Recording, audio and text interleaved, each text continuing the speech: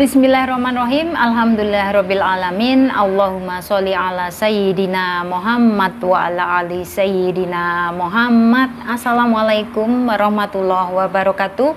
Halo teman-teman, apa kabar semua? Mudah-mudahan teman-teman selalu dalam lindungan Allah Subhanahu wa taala. Amin. Alhamdulillah, di video kali ini saya akan menjawab pertanyaan dari teman kita. Oke. So di sini mbaknya bertanya seperti ini ya.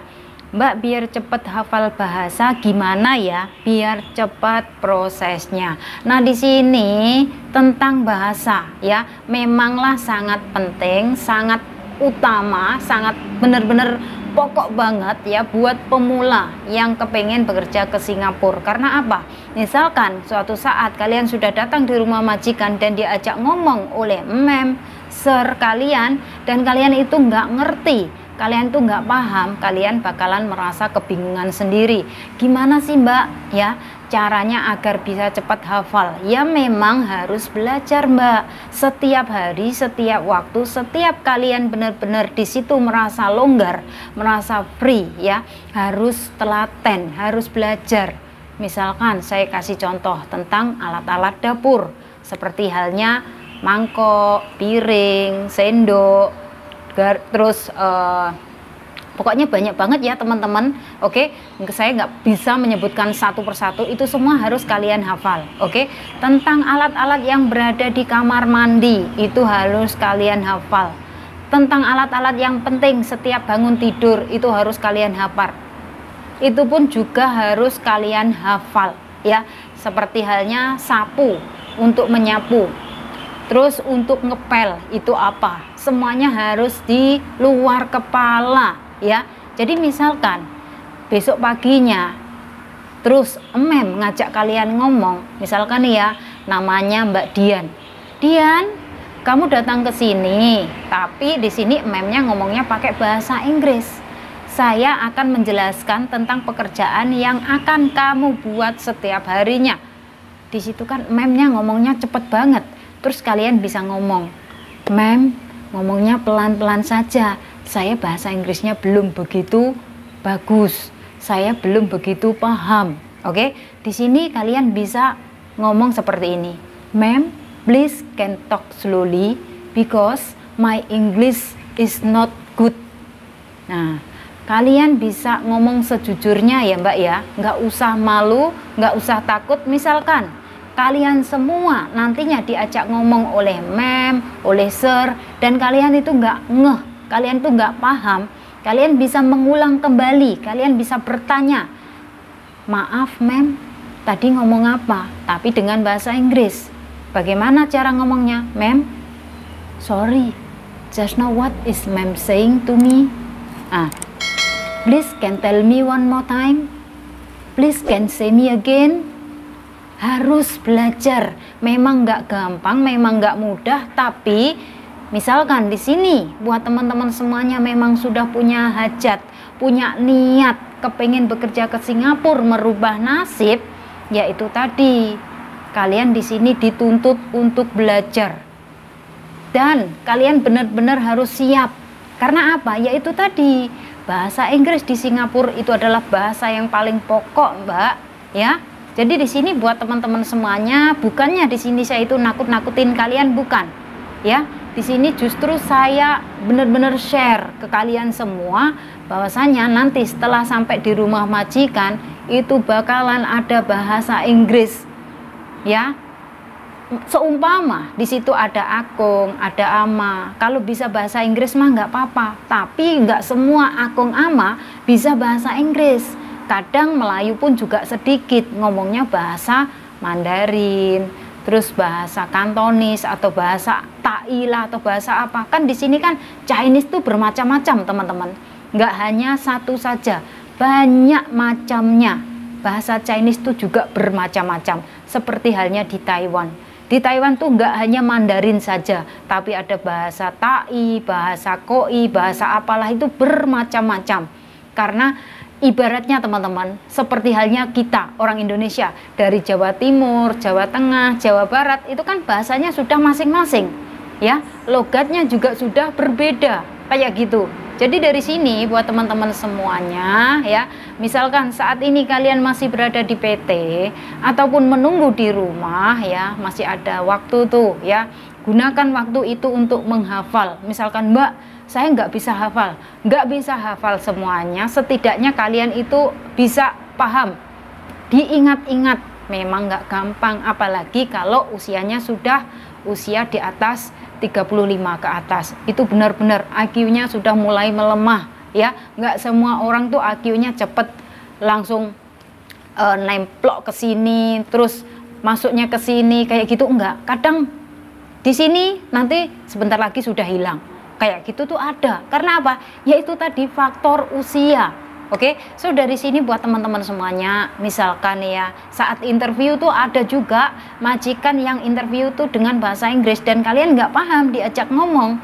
Tapi di saat interview kalian kan masih didampingi oleh petugas yang ada di PT ya. Jadi misalkan kalian nggak paham, nanti petugas yang ada di PT itu sudah pasti akan membantu kalian mentranslate ke dalam bahasa Indonesia. Jadi di sini mah kalian nggak bakalan merasa takut. Oke, so yang menunggu di rumah itu biasanya yang proses calling visa atau proses langsung direct hire dengan majikan yang ada di Singapura.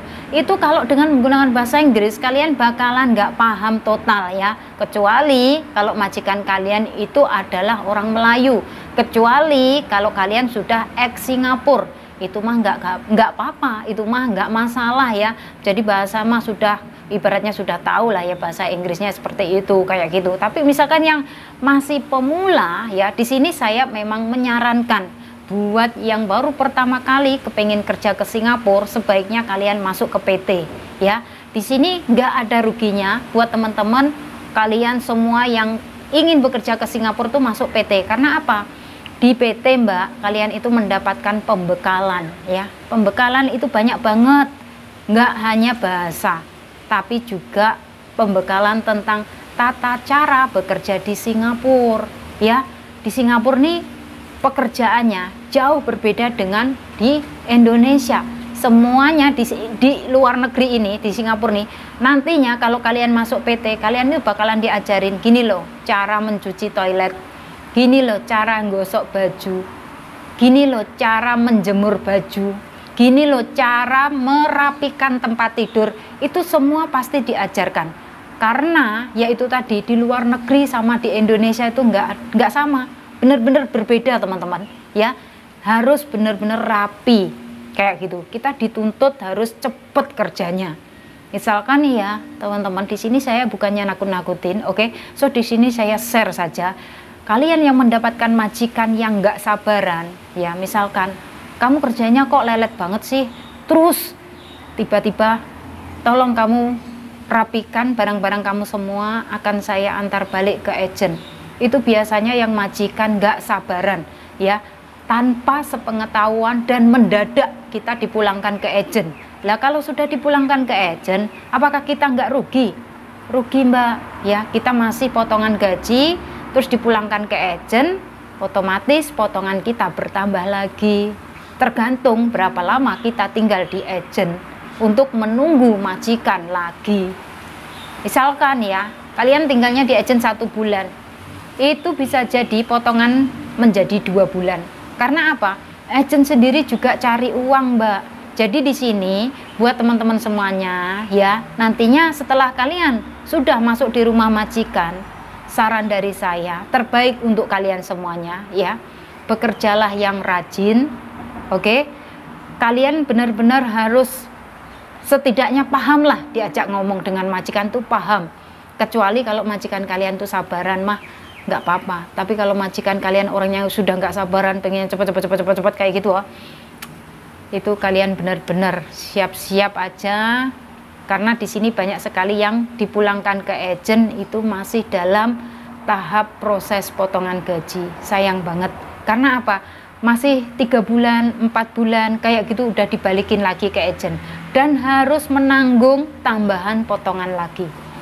Benar-benar Mbak, ya nggak mudah. Oke, so di sini saya kasih bocoran lagi.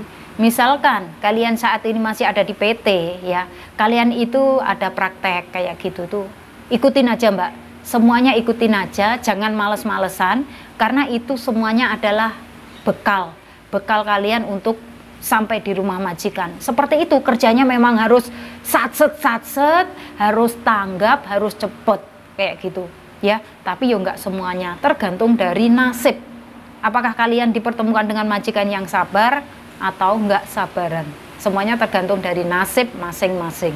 Oke, so di sini buat teman-teman semuanya, misalkan ya suatu saat kalian itu ada liburan ya, yang liburannya 1 bulan ada 2 atau 1 bulan 4 kali kayak gitu, kalian bisa yang namanya ngikut les bahasa Inggris untuk agar kalian bisa lancar dalam berbahasa Inggris. Dan bahkan mungkin suatu saat siapa tahu kalian sudah lancar bahasa Inggrisnya, pulang ke Indonesia, siapa tahu kalian kepengen yang namanya melamar menjadi guru di sebuah PT ya, kayak gitu kan, nggak tahu teman-teman ya.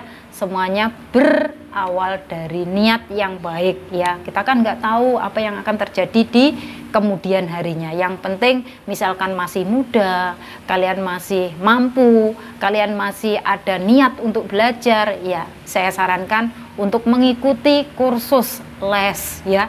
Di sini sebenarnya teman-teman kursus-kursus tuh banyak banget, nggak hanya kursus bahasa saja ya, ada masak, ada juga menjahit, ada bikin kue, wah macam-macam. Oke, so tentang video itu akan saya buatkan di next video ya. Oke, dan di sini nggak lupa juga saya selalu memberikan support, memberikan doa buat teman-teman semuanya yang saat ini sedang proses ya, saat ini sudah masuk di PT ataupun masih ada di rumah. Saya doakan semoga lancar, semoga dipertemukan dengan keluarga majikan yang baik, agar kalian bisa betah, nyaman, bisa finish kontrak, akhirnya bisa pulang ke Indonesia dengan membawa hasil yang memuaskan. Oke teman-teman, kalau bisa jangan sampai kalian pindah-pindah majikan ya, karena kalau terlalu sering pindah majikan, kalian akan mendapatkan tambahan potongan dan itu sangat-sangat disayangkan. Oke teman-teman, semoga saja sharing dari saya bisa bermanfaat dan bisa memotivasi buat kalian semua. Oh ya, nggak lupa juga, misalkan di sini ada teman-teman yang kepengen tanya, silahkan tinggalkan komen di bawah ya. Insya Allah akan saya jawab atau akan saya jelaskan lewat video. Oke teman-teman, dan saya akhiri sampai di sini. Akhir kata, wassalamualaikum warahmatullahi wabarakatuh. See you on my next video. Bye bye.